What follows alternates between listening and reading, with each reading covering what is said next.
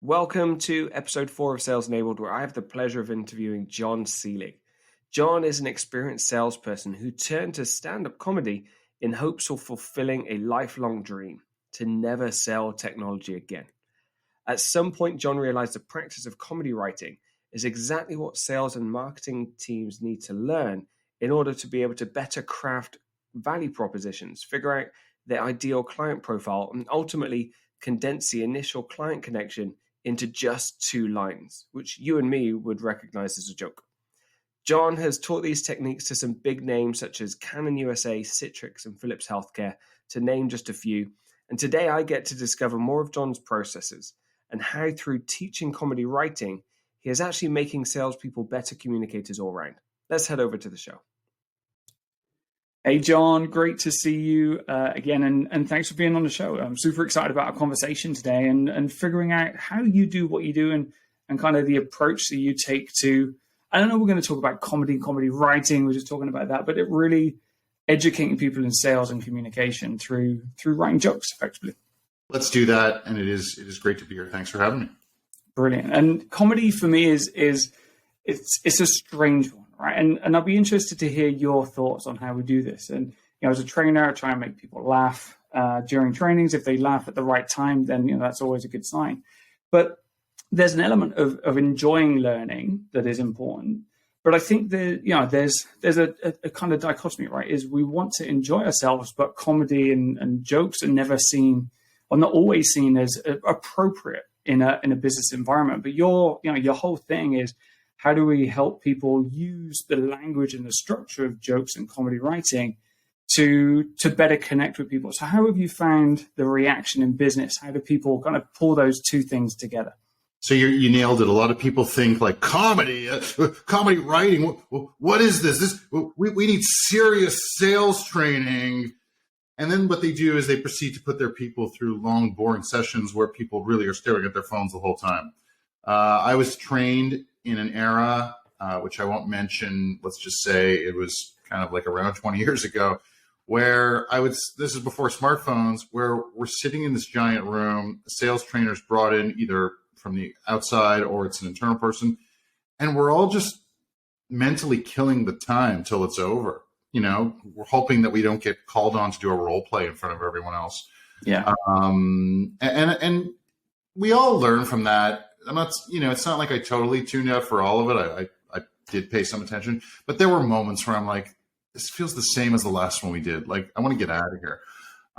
Whereas I really loved team building exercises. I also loved learning from senior peers. And when I say peers, sales reps who had been around quite a bit longer than me, either in a career who had been in sales longer or had been with my company longer. I felt that they were gold mines of insights and knowledge and tips and skills. And so what I decided to do was to create something that enabled all that peer, that tribal knowledge sharing, learning from your peers, as well as something a little bit more hands-on and team building to help sellers better understand who is my audience and how can I flick on a positive emotional switches with them by highlighting things that affect them negatively in real life. Yeah. And so the idea is, if we're going to try to connect with our prospects, because Dan, I think you might know this, but most sales pros sell stuff they've never used to people whose jobs they've never had in industries they've never worked.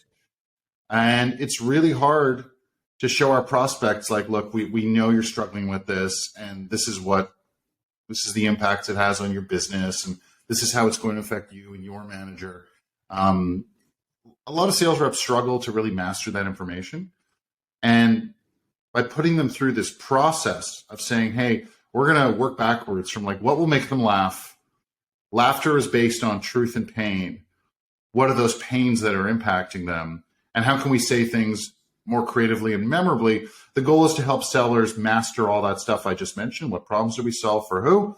What happens if they don't solve the problem? What emotions does it affect of theirs?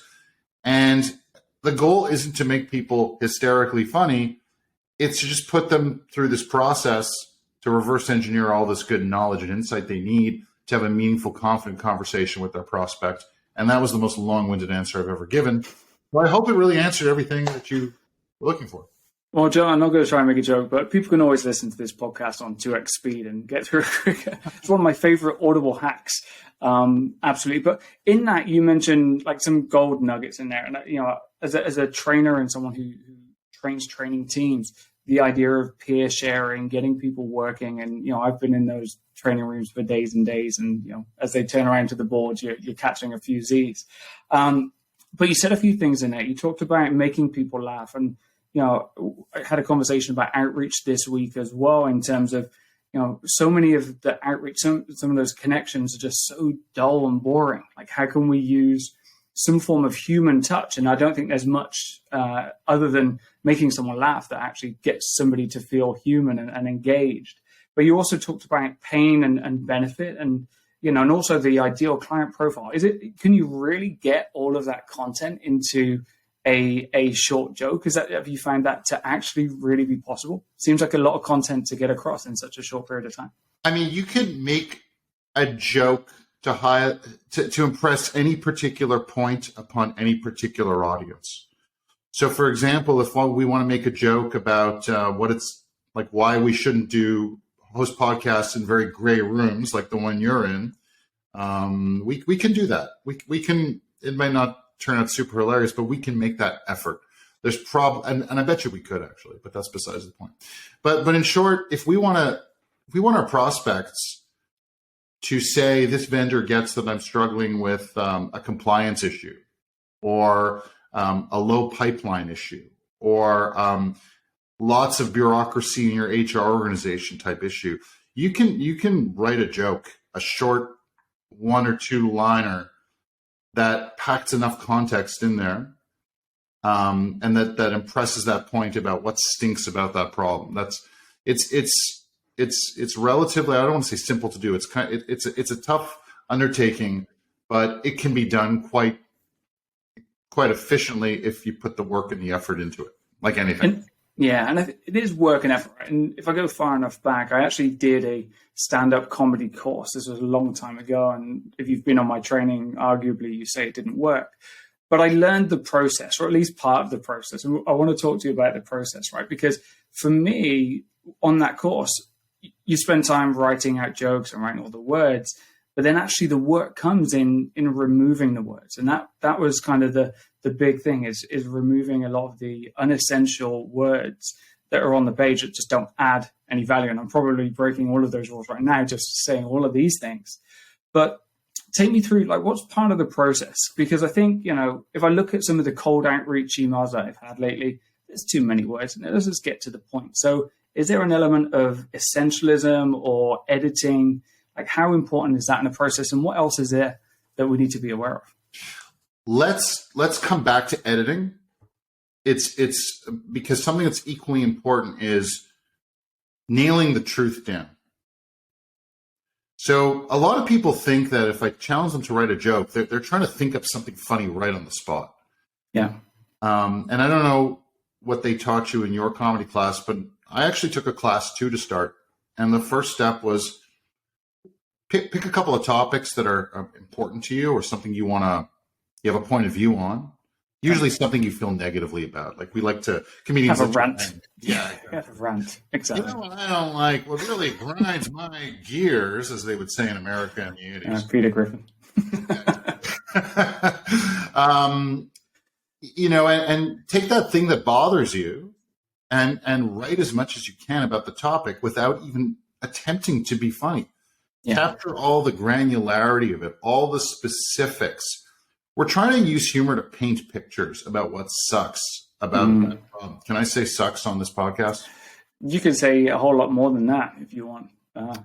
Well, I better. I'll beep it out, or I'll just put that not safe for work logo. I better pull up my curse words dictionary. So, in short, my favorite jokes always end in something really specific. Like, I love comedians telling jokes about, I hate drinking, late nights drinking, and it always ends up with like them in an Arby's, if you guys, or whatever the UK equivalent of like a terrible fast food chain is. Yeah. But they mention the chain by name, and that that chain has a reputation of being whatever you want to say about it. I don't want you to get into legal troubles with the Arby's people here. But good jokes can paint a picture when those specifics are there, because the specifics sort of give us an idea of what they're talking about, especially if there's common perceptions about those things that we're unpacking through this truth gathering process. Yeah. So once we have all that, then we could start to make it funny. Once we figure out where the funny is, to your point, we definitely need to figure out how can we get to the punch quickest. There's lots of ways to tell a joke. And when I say, let's just be clear, when we say jokes, we don't mean that like three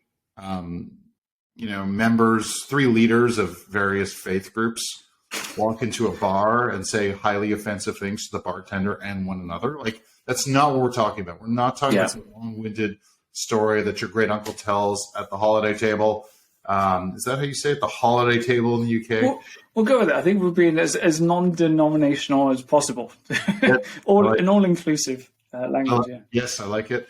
So not some long-winded story that ends, in a cheesy pun. It's really all about like a quick 1 or 2 sentence, let's call it structure, that gives some context and sort of subverts expectations, surprises and delights. Yeah. Or again, paints that picture using really graphic terms. Maybe it compares two things. But once we get the general gist of what we're trying to say down in the joke format, at that point, yes, we need to eliminate every word and syllable that doesn't matter. Because, if you're looking, the rule in comedy is, the dated rule in comedy is you're supposed to get like a laugh every, 20 or 30 seconds. They say if you get 3 laughs in a minute, you're doing well. If you're doing a 5-minute set, you should have 15 laughs in 5 minutes, like right when you're starting out. And that's like, usually when you can do that, they'll advance you in stand-up comedy. And if you have, let's say, 3 or 4 extra syllables, unnecessary syllables in each joke, you're prolonging the length of time it takes to get that laugh. And if you could cut out all those syllables and or words, the trick is get to the funny faster. And the same goes if we're using a joke in a cold email, on a cold call. In a LinkedIn connection request, they only give us 300 characters. Voicemail, text, whatever it is. We want people to spend as little time engaging with this little creation that you conceived and are putting out there and eliciting that emotional reaction. So you want them to read your joke in, if it's an email, 4 seconds. And hopefully they read it. They say, oh, that's funny because it's true. We are dealing with that.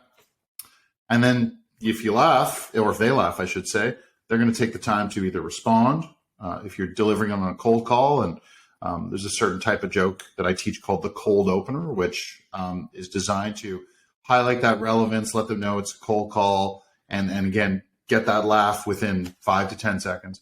We just want to get there as quickly as possible. So yes, editing requires not just stripping out those syllables that aren't necessary, but sometimes finding new ways to say things that maybe, like, we're using buzzwords sometimes.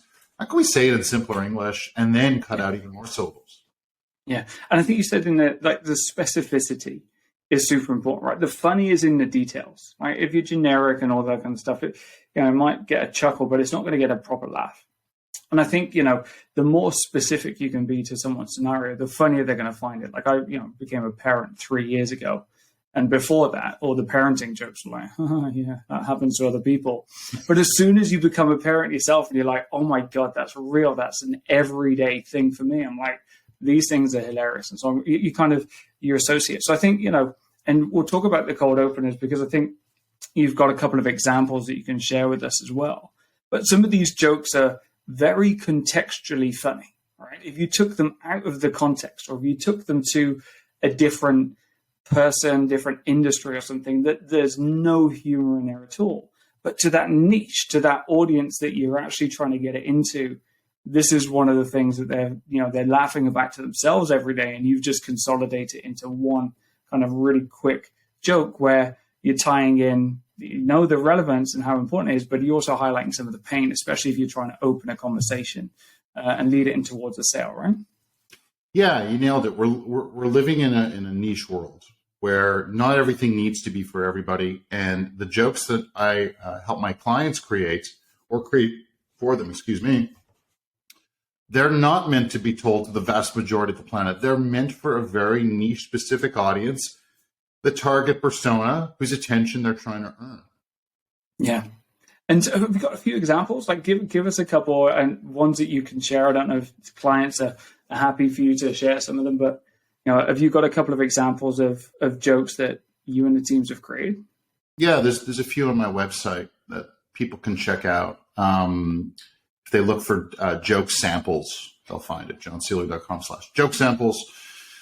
And so I worked with a client. Let's talk about a company that everyone knows, Canon, but not the photocopy machine people. This is Canon Solutions America, and they're a division within Canon Corporation, the larger corporation, who large organizations outsource everything to do with print to them. So print is a big pain in the butt for really anybody. So CIOs and COOs usually, they don't want to deal with print. Why? Because it doesn't do anything strategic for the organization. It's just this function that, pre-pandemic especially, people really needed. And so, toner runs out. It needs to be replenished. Security drivers, security on the network, drivers for the printers, they all need to be updated. Paper needs to be replenished. The devices go out of warranty. This is all like time and energy for something that's just this really supporting, tool for people at companies. So the CIO doesn't want to own that because they want to be working on strategic projects. COOs want to be working on bigger picture stuff too. So, and as you said earlier, it's like, they say it's not funny if you have to explain it. But for these jokes, we literally need to explain it so this audience will get it. So Canon sells these managed print services, like companies and governments and institutions outsource all their print to Canon so that the CIO and the COO don't have to manage the devices, the toner, the security updates, etc. And so the joke that one of the team members wrote, one of the groups wrote, I should say, was that closet full of toner could be good inventory management or a sign of a hoarding disorder. Now, I can laugh because I'm somebody who hoards print cartridges. So, I get that. I completely get it. And I've also been in those offices where you have your stationery cupboards, right? And one of them is always just print stuff, and you don't need it very often. It's when it goes wrong, everything goes wrong. So no, I get that. I can see how that would create a connection with people who are interested in saying, how do I get rid of this problem? How do I get it off of my plate? And free up some time. And so, yeah, like you say, in that context, would get a chuckle, right? It would at least get me to think, oh, okay, yeah, you get my problem, you get it. So I know you said process is important. So what's the process that you take people through? You've given us a few instincts, but if someone was listening right now and say, okay, well, I'm thinking about creating a joke, what would be the kind of process you would encourage them to go through? So as sellers or marketers, I should say, we solve problems for prospects. What is that problem that we eliminate for them that will make their lives easier? That's sales 101, right? Yeah. I don't think I'm sharing anything new with anybody. But the trick is then how can we transform that problem and say it in a more memorable way that elicits that emotional reaction and that stands out from the pack. So the process is really to figure out, okay, who is my target persona? What are they trying to achieve? And how does this problem prevent them from reaching those objectives, i.e. their desired end state? Where are they looking to go? What do they need to get done? And how much is this problem preventing them from getting there? And once we could map out all those impacts of not solving a problem and why it prevents them from getting there, maybe who else is affected. I think it's important to lay out, what stakeholders does our target persona have, both internally and externally, and how are their lives impacted by all this stuff? And then also looking at all of their emotions. So Yeah. So what you're explaining here, and like, correct me if I'm wrong, but this sounds like classic sales training. Like if I take somebody through a training module and I can get them to decide and kind of identify the client profile, the pains, the problems, the kind of solution, all of those things, like that's a really good training session if I'm just thinking selling. But you're putting this all under the guise of comedy writings. Are you undercover training people how to be salespeople? Is this kind of? I'm totally like tricking reps into mastering who their target persona is and why they matter to them through the process of joke writing. It's total trickery on my part. Amazing.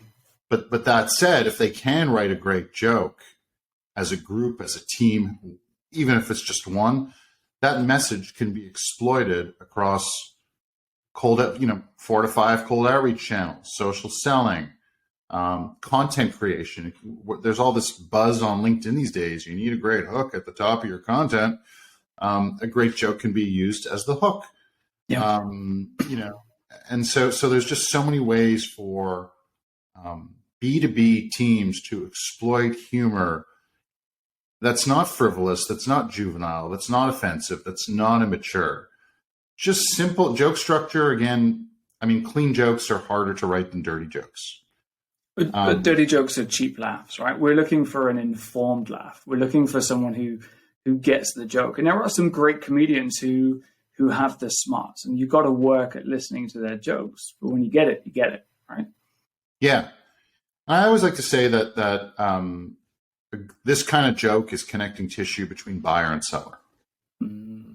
So not only do these kind of jokes demonstrate to prospects, I get your world, I get your challenges. But if the prospect laughs, they let their guard down. They're more receptive to a little bit more information, having a conversation. So it's got effects on the back end, i.e. the process of writing the jokes, and then on the on the front end, the practical side of things of how can we deploy these jokes and exploit them to start more conversations and have easier ones, because we've gone through this process of writing these jokes. We've learned all this good stuff about how our problems impact them. Once we break the ice, we're in such a better position, more confident position to have a meaningful, knowledgeable conversation with the prospect. Yeah, and that's half the battle, right? Is, as a seller, even though I've never been in this situation, never been in the role, and you say that empathy piece, it communicates empathy. If we're able to consolidate this into one thing, but also, if I'm a buyer, and I am, and I get all of this outreach, do I really want to speak to any of these people? There's got to be something that connects me to one of those forms of communication that makes me go, okay, well, that one's a little bit different, so I'm going to engage with that. And like you said, a laugh is that connective tissue. I like the way you've described that. It's the emotional reaction. If I get an emotional reaction to a piece of communication, I'm going to feel some form of rapport and connection, and more likely carry on that conversation. So you gave us a few examples of how you're going to use this as well. Go on, what were you going to say? Oh, I was just going to say that, a lot of selling is predicated upon these negative emotions, like things that frustrate people or anger them or that make them afraid or nervous. Mm-hmm. And humor plays on those, right? Like, yes, we're highlighting all those things, but we're doing it in a way that's a bit of a release. Yeah. And it generates positive feelings towards the seller. So it kind of is killing two birds with one stone, so to speak. Yeah, I like it. And I think we all need a little bit of brevity in levity. In these days, it's everything's getting a little bit too serious. So yeah, if you can show my pain in some kind of lighter context, I'll definitely listen to you on that one. I know we had a chat the other day as well, and we talked a little bit about the difference between stand-up and improv. And I know we're largely talking about here stand-up techniques, right? It's a controlled environment. A lot of the things are planned. We're not going to be winging it, so to speak. But if we look at sales, oftentimes they're encouraged to wing it, to do the improv techniques. I know, right? As having seen salespeople in action, maybe more of them should think about stand-up. But give me your take on stand-up versus improv. Obviously, both can be hilarious, but from a sales perspective, do you lean towards one more than the other? God, where do I begin? No, I've done improv and I've done stand-up. In fact, improv is what led me to stand-up. Look, improv is all about creating unrecreatable moments. You do a scene with some partners, it's never going to be repeated again. Stand-up, I know it looks like the comedians are making it all up off the top of their heads, but they're not. It's been scripted. It's been tested. It's failed. The scripts have failed. It's been iterated. It's been practiced, God knows how many times, and then it's tried again. And that process makes it tighter and tighter and tighter. And it's sort of a funnel game itself. When you watch a Netflix special, it's kind of like you're getting that comedian's. They're reviewing all the deals that help them hit their number. So their quota is like 60 minutes of material. Yeah. But they probably had to write, 10x that. So they probably had to write 600 minutes of material to get it down to 60 that they're going to put in their special. So when you watch a comedian on Netflix, you're really seeing the best of their year. The highlight reel, yeah, absolutely. And like you say, they've tested it in front of a live audience, smaller, like behind the scenes. But this is definitely not the first time they're bringing this to the stage. But it took a lot of practice and iteration and seeing what works with prospects, and seeing what gets repeatable reactions. And as salespeople, I believe we need to, if we're prospecting, get repeatable reactions. If we're delivering a demo, we want repeatable reactions, or repeat. Yeah, we want to do stuff that elicits those reactions repeatably, I guess is a better way to put it. And we need to figure out what buttons do we have to push. Improv will never allow sellers to do that. Sales is a process. Some say it's a science. Some say it's an art. I kind of think it's a combination of both. I think there's a framework that makes it a science, but within that framework, you can deviate a little bit from what the person who thinks it's purely a science would suggest. I think you can deviate from those ideas. I think it's both. But and you mentioned there unrepeatable moments in improv is almost the opposite of what I would want sales teams to go through, right? And maybe it's the control freak in me that says, no, you need to do it a particular way. But if we go through a process and we do it regularly, and we have a whole bunch of people doing it, there should be some form of consistency. And consistency you can't get if you're just making it up on the spot. And so, I'm with you. I think we can learn a lot from this kind of comedy writing process into saying, okay, well, do this, pause for reaction or something, do this piece, this should happen, then react in this particular way. So I think there's a lot in the comedy writing that you're talking about that lends itself to sales, not just in the opening, but also in a way that comedians think about putting together a set, because it's also a journey, right? You don't stay funny all the way through. You elicit different emotions as you go through a set. You mentioned, starting an improv. How did you get into this? Like, tell me a bit about your journey. I'm curious. How did you find this connection between, writing jokes and sales? How did you put those? It's like a beautiful Venn diagram. Yeah, and it is a journey. So I started my sales career unexpectedly for a tiny startup whose I can't mention, but their name rhymes with snorkel. About 20 plus years ago, and I didn't know anything about sales. I was selling ERP, enterprise business applications. I started off as a cold caller. Literally, the term we were business development consultants, which, when I applied, I'm like, I can be a consultant that helps develop the business. I can change the trajectory of this company. I have a couple of business degrees. And, you find out it's cold calling. It's like, all right, this is after some .com bust challenges, kind of like some startup challenges we're going through now. I decided I wanted to be somewhere stable, and I wanted a role that was clear.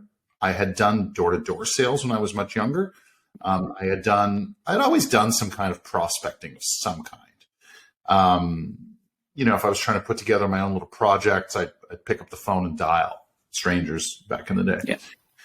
So this didn't intimidate me that much. I mean, yes, it's a little daunting calling a CFO of a $500 million company. I get that. And it was. But I was doing cold calling. So step one was I realized they would give us these scripts, like the what I guess now is known as sales enablement would give us these playbooks and these scripts. If we were doing a campaign around a particular solution, because I mean that company has God knows how many tools that businesses could buy, and every week you were supposed to run a campaign on a different one and get trained on it. And yeah, I just remember reading, like someone would answer the phone, I'd be reading the script, and I realized I am talking forever. So that was number one. I realized like, oh my God, like I need to get there much quicker. So that was the first little thing. Step two was I moved into a sales role, proper sales role. And I'd have pre-sales engineers, and they would be doing demos on things like global financial consolidation software. It's the sexiest stuff there is, right? Oh, yeah. Yep. And I remember he was a bit of a boring, not the most dynamic sales consultant who's delivering the demo, but he would slide in a joke at one point that made the prospect really laugh about the challenges associated with global consolidation. And I thought he just made it up. But then we were on a demo a month later, and he did it again. He used I realized the exact same joke. Is this the exact same joke? Yeah, that's right. Yeah. He got the same reaction. Yeah. And then I started doing stand-up after improv, just being a little bit frustrated with improv. And I was like, yeah, I've always been a writer. Let's tackle this. I didn't even realize I was entering a stand-up class. I thought it was just a comedy writing class, and that maybe I'd write some sketch comedy with some people I meet in the class. I looked at it as like an opportunity to meet some like-minded people and just flex my brain in a new way. I had still been selling enterprise technology and professional services this whole time. And once I started doing stand-up and learning how jokes worked, I was like, you could make a joke about absolutely anything you want. And I started to see that comedians were putting on shows for very niche audiences. They'd be putting on for Marvel Comics fans, for superhero fans, or for Star Wars fans, or for professional wrestling fans. And I shied away from doing these shows because I felt they were too throwaway and there's too much work involved in writing jokes. And then when will I use this again? But I did a couple of shows like that, and I realized this is a really good exercise to niche down, like learning about a particular topic, going deep. You know, if you could work Chewbacca into a punchline or Wookiee, I think that's super funny, personally. And if people don't get that joke, well, I don't know what to say, but that's besides the point. Or those references, I should say. And then, you know, about 5.5 years ago, I put together a presentation on how presenters can use humor to connect with an audience. And I didn't want to just be this keynote speaker guy. I figured like, okay, that could be good. But I figured, I don't know, I like team building. I like learning when it's done in a fun way. And I kind of wanted to bring a more fun approach to help ultimately salespeople write these jokes that they could deliver on their prospects. And something I learned was from my clients that the journey is more valuable than the end product. And because I was under the assumption, after having been away from the business world, I took a few years off to kind of do stand-up and to work on another comedy-related business project. And I always thought that companies were training their people on persona and pain point and business acumen. What I realized really quickly was they were not doing the effective job that they needed to be doing, and that this journey was valuable for the ones who hadn't really done a good job. Yeah. So while the jokes were kind of good, they liked the whole, you're making them think about what problem we solve and for who. I'm like, well, aren't you teaching them that? And I'm realizing they're not always doing it.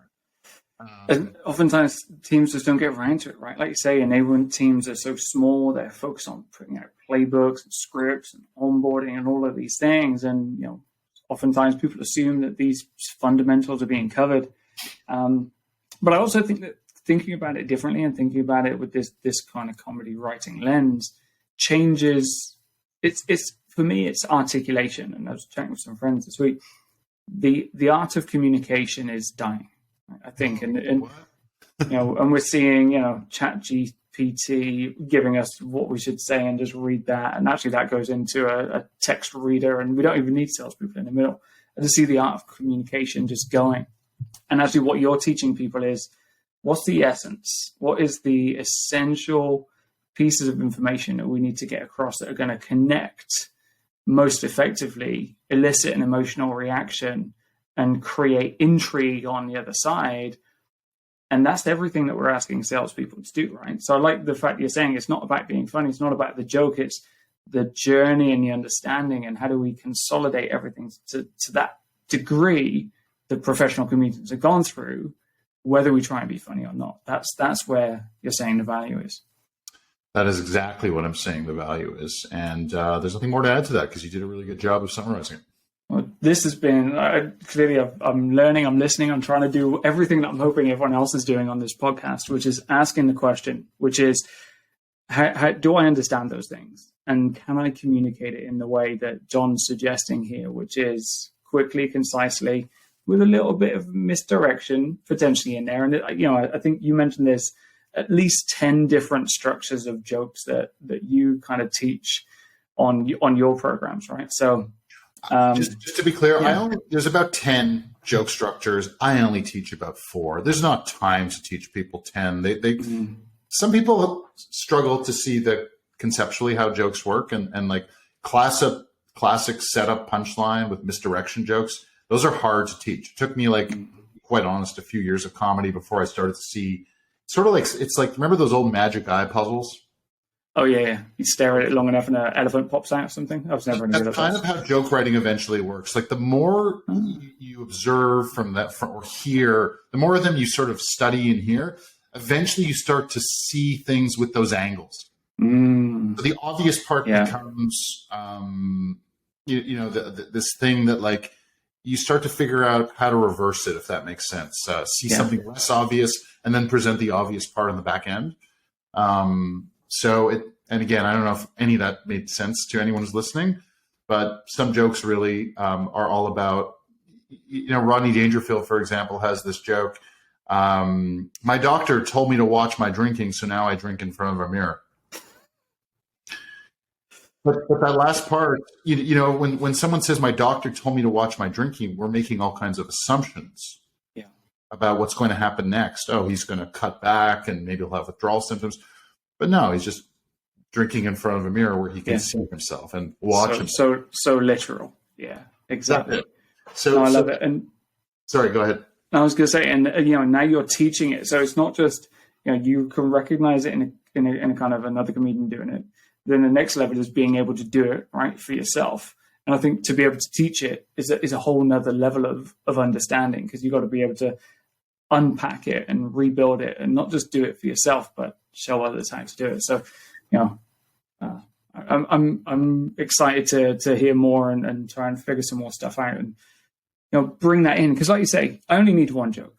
I just change the audience, and like your solution consultant, as long as you're rotating the person in front of you, you can see that same joke.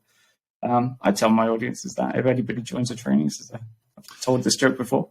Well, and that's you don't even have to say that. Like you could say I've been telling. Yeah, you can even make a joke about it. Like I tell that to all my training groups. One thing I do want to highlight is something that you brought up. I like to say that what I do is CrossFit for seller communication skills, because you're right. The art of communication is dying. It's been dying even before ChatGPT came on the scene.